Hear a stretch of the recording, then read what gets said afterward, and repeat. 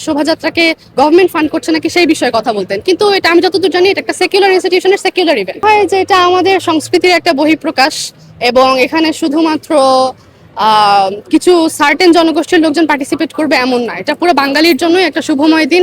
এটা হচ্ছে নতুন বর্ষকে বরণ করে নেওয়ার একটা দিন। আমি মনে করি না এখানে আমাদের ধর্মের সাথে সাংঘর্ষিক কোনো বিষয় আছে, কারণ এটা প্রত্যেকের পার্সোনাল ব্যাপার যে সে কিভাবে পহেলা বৈশাখটি উদযাপন করবে।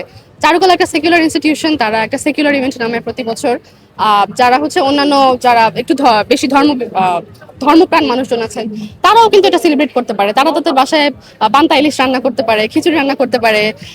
তারা হচ্ছে নববর্ষে লাল সাদা পাড়ে শাড়ি পরতে পারে। তো বিভিন্নভাবে বিভিন্ন মানুষ আসলে পয়লা বৈশাখটাকে উদযাপন করতে পারে এবং আমি মনে করি না যে এটা শুধুমাত্র একটা নির্দিষ্ট জনগোষ্ঠীর মধ্যে আবদ্ধ।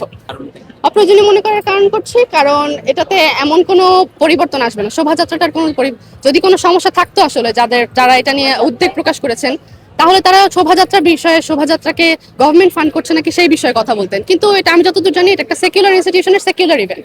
সেখানে নাম পরিবর্তন বা ইভেন শোভাযাত্রাটাকে উঠিয়ে দেওয়ার কোনো প্রয়োজন আমি মনে করি না। এটা আমার পার্সোনাল ভিউ আর কি।